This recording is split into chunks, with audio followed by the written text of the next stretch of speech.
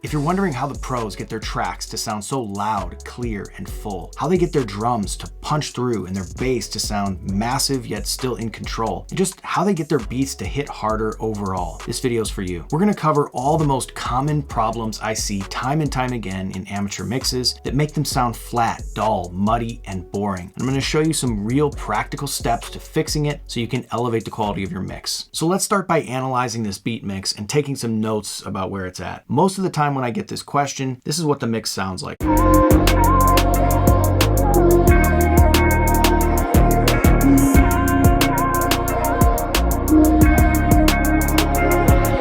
The first major problem here, before we touch any of the processing, is the faders. Do you notice how nothing sticks out in this mix? It's like everything has the same placement. Even though we can tell that things have been adjusted on the faders, it just all is sounding like right at the same level on the same plane, and nothing sticks out.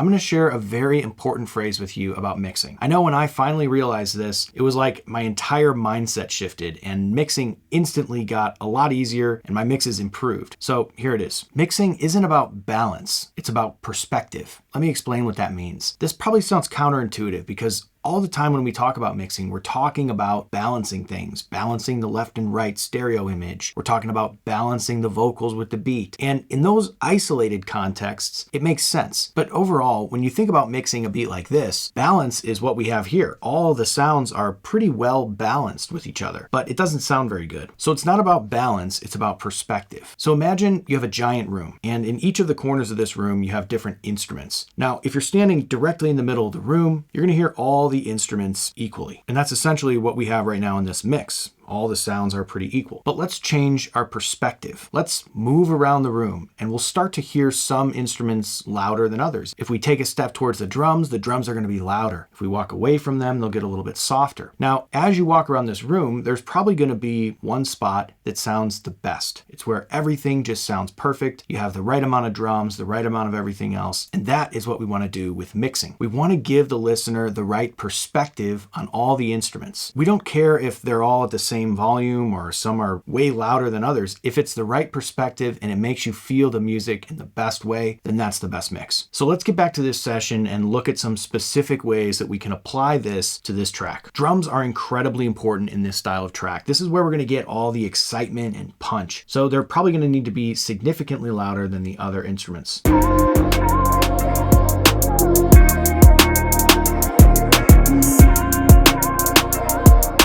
So you hear how we just changed the perspective. All of a sudden, the drums are punching through the mix. It sounds so much more exciting. Now, one problem is that we're starting to clip the stereo output. So what we're gonna do is grab all the faders and bring them down so that we still have a little bit of headroom.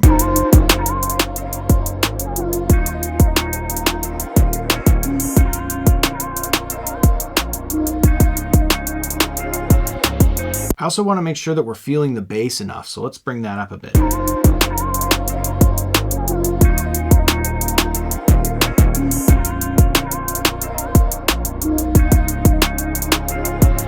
Perfect. Now there are some elements in this track that are feeling a little bit muddy. And the best way I found to identify which specific track it is to mute one at a time. And then as soon as you hear that beat open up significantly, you know that's the track that's causing the muddiness.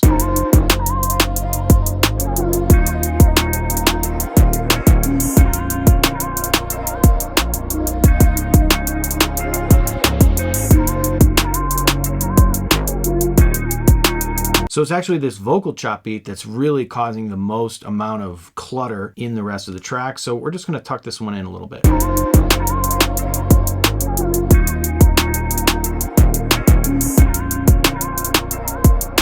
Perfect. I'm already liking this beat a lot more, and all we've done is fix the faders. We changed the perspective, we brought the drums closer to us, we brought the bass a little bit closer, we pushed back some of those elements that were kind of getting in the way, and overall it's a lot better. But now let's focus on the processing to really take this thing to the next level. So first up is drums. We want these to knock a lot harder. We can see this mix had some compression and EQ on some of these drums before, but we're going to take these off and start fresh. They're actually making the drums sound a little bit smaller. Take a listen to this snare.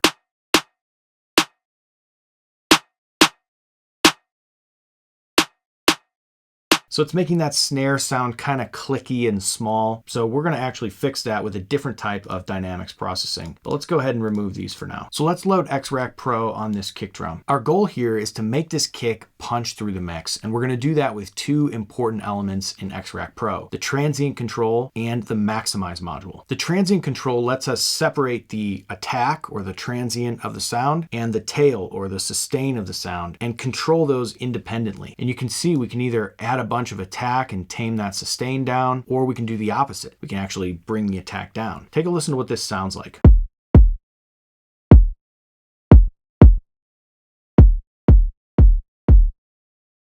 So you hear how we're changing the character of the kick drum here. Let's try adding some punch.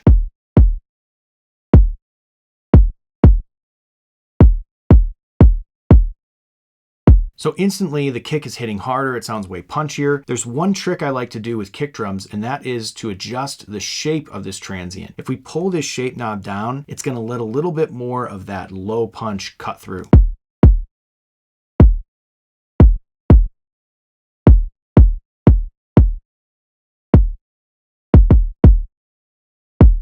So you can hear when we push that shape up, it's getting tighter. And when we pull it down, we're letting more of that low punch through. And now you can really feel that kick hitting you in the chest. But you can notice that we're adding a little bit of level. We're gonna tuck it down just a little bit here with the trim on the dynamics module. We really want this kick to sound super loud and punchy by the time it gets to the MixBus. And one way we can achieve that is with the maximize module, specifically the clippers. Take a listen to these different clippers.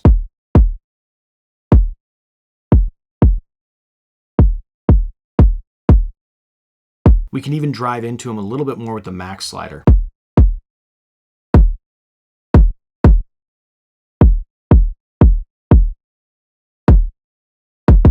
Hard definitely gives it a lot more smack and punch on the attack of that kick, whereas soft is a little bit more of an analog style punch. It's a little bit rounder and warmer sounding. Both sound great, it just depends on what sounds best in the mix.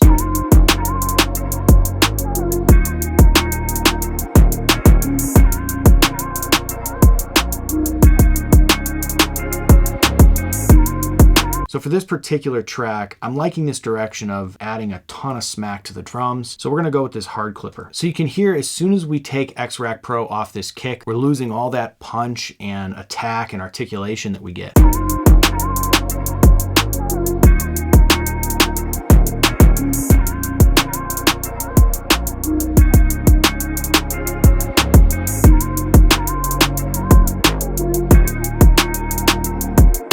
So let's copy this over to the snare and then we'll tweak it to fit the snare. A lot of times when I get the kick right, I like to just kind of copy it over, and it's a good starting point generally.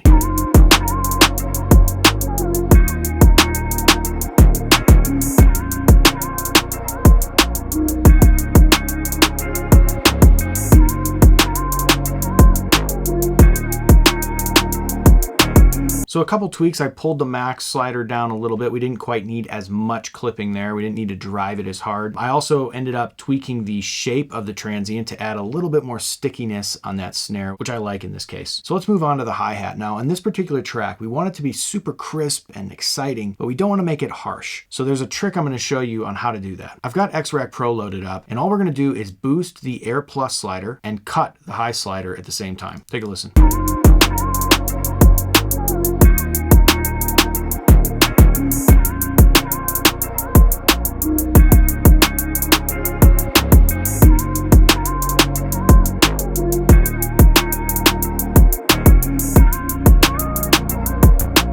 The Air Plus slider does a great job of bringing all that sizzle and excitement to the hats. And by cutting the high slider, we're actually just reshaping the high end to make sure it doesn't get piercing or harsh. So let's take a listen before and after X-Rack Pro on all the drums.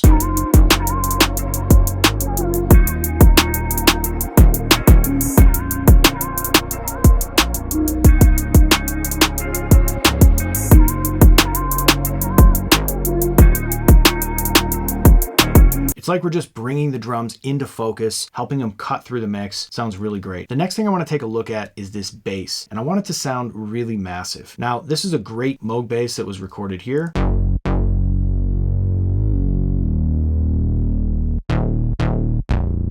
It sounds really nice, but it's not quite as warm as I want it to be. Now I see that we're cutting a lot of low end here. Sometimes this is good. Sometimes it can actually cause it to thin out. Let's go ahead and load XRack Pro and we'll decide if we need that added later. So the first thing I want to do is play around with these tape saturation models.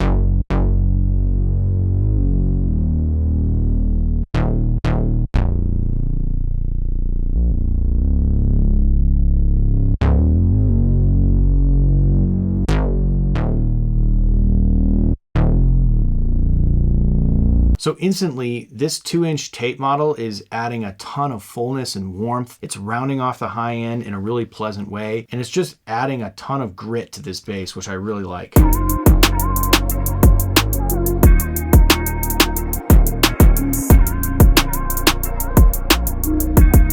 The next thing I'll try is playing around with the tone a little bit.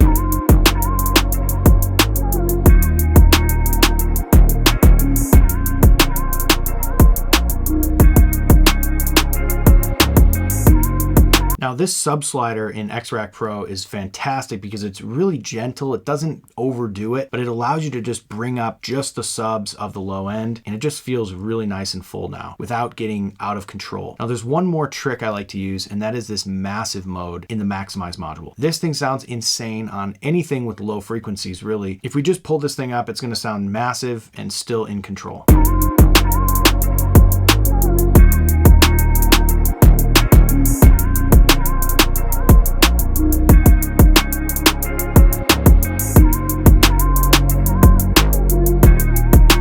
So we're getting a ton of fullness and warmth out of this bass with XRack Pro. We're doing the tape saturation, a little bit of tone shaping in the lows, and then of course this massive mode and the maximize module just sounds insanely massive. Okay, so the last thing I want to try is XRack Pro on the MixBus. I want to glue it all together, maybe do some overall tone shaping, add some excitement. Let's see what we do.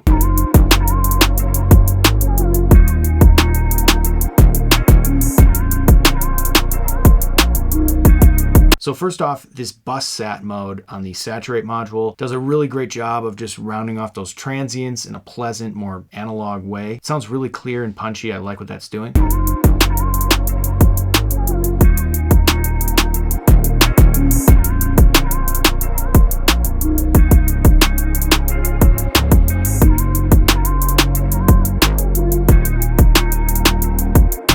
This is where a lot of the magic is happening, this glue compressor. It's bringing all the elements together. You can see we're just barely tucking in the peaks here, but it just makes it sound so much fuller and bigger overall.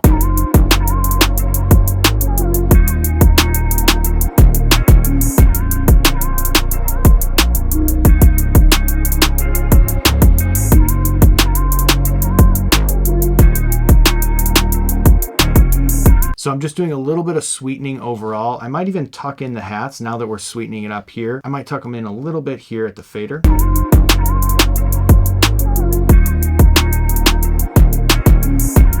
Now let's add just a touch of OTT to add some excitement and just final polish.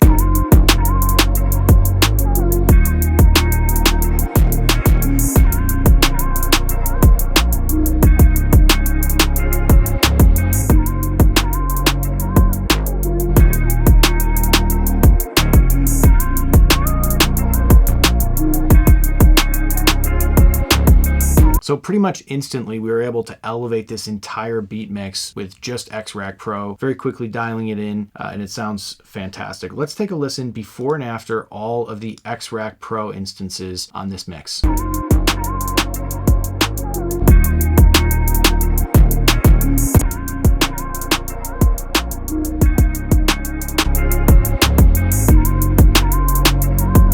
It's an insane transformation when we hear it all at once like that. Each step wasn't that crazy of a jump. It was very fast and easy to dial in with XRack Pro, but when we step back and look at before and after just XRack Pro in this mix, it makes an incredible difference. Let's take a listen before and after all of the mix tweaks that we did to this mix.